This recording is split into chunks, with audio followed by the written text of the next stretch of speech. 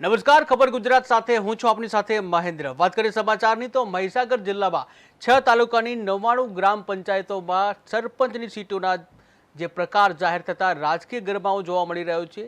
ત્યારે સંતરામપુર તાલુકાના અંદાજિત 39 ગ્રામ પંચાયતોના તમામ સીટો અનુસૂચિત જનજાતિ માટે ફાળવાતા સ્થાનિક સમાજમાં નારાજગી જોવા મળી છે।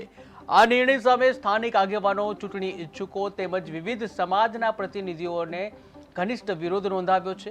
જિલ્લા પંચાયત પ્રમુખ, સંતરામપુરા એપીએમસી ચેરમેન અને જિલ્લા બાંધકામ સમિતિના ચેરમેન સહિતના ભાજપના અગ્રણીઓએ પણ વિરોધ નોંધાવ્યો છે। તેઓએ મહીસાગરના જિલ્લા કલેક્ટર તથા મુખ્ય ચૂંટણી અધિકારી અર્પિત સાગરને લેખિતમાં વાંધાની અરજી આપી છે। આ રજૂઆતમાં માંગ કરવામાં આવી છે કે તમામ વર્ગોને સમાન પ્રતિનિધિત્વ મળે અને લોકશાહીની ઢબે યોગ્ય રીતે ચૂંટણી યોજાય। વિશેષ તથ્ય એ છે કે 27% અનામત હોવા છતાં ઓબીસી સમુદાયને એક પણ સીટ ફાળવવામાં આવી નથી અને જેને લઈને આક્રોશ વ્યાપક થયો છે। ત્યારે અગાઉની ચૂંટણીમાં રોટેશન પદ્ધતિ મુજબ સીટ ફાળવાતી હતી, પરંતુ આ વખતે એડીએમઓને અવગણતા ગંભીર પ્રશ્નો ઊભા થયા છે। ત્યારે સ્થાનિક આગેવાનોએ માંગ ઉઠાવી છે કે આ નિર્માણ વિરુદ્ધ તાત્કાલિક કાર્યવાહી કરવામાં આવે અને સીટ ફાળવણીમાં પુનઃ વિચારણા થાય। હવે આખા મામલે જિલ્લા ચૂંટણી તંત્રની આગામી કામગીરી ઉપર સૌની નજર ટકી છે।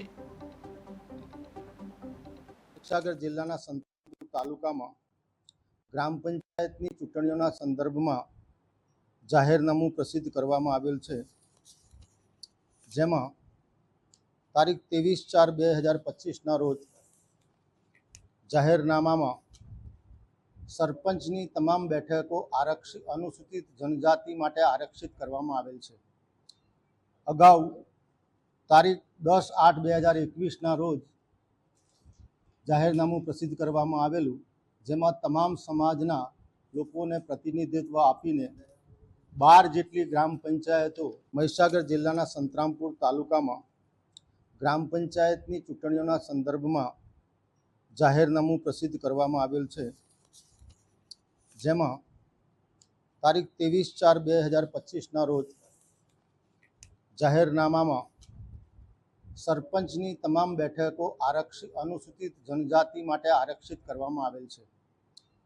અગાઉ તારીખ 10/8/2021ના રોજ જાહેરનામું પ્રસિદ્ધ કરવામાં આવેલું, જેમાં તમામ સમાજના લોકોને પ્રતિનિધિત્વ આપીને 12 જેટલી ગ્રામ પંચાયતો મહીસાગર જિલ્લાના સંતરામપુર તાલુકામાં ગ્રામ પંચાયતની ચૂંટણીઓના સંદર્ભમાં જાહેરનામું પ્રસિદ્ધ કરવામાં આવેલ છે, જેમાં તારીખ 23/4/2025ના રોજ જાહેરનામામાં સરપંચની તમામ બેઠકો અનુસૂચિત જનજાતિ માટે આરક્ષિત કરવામાં આવેલ છે।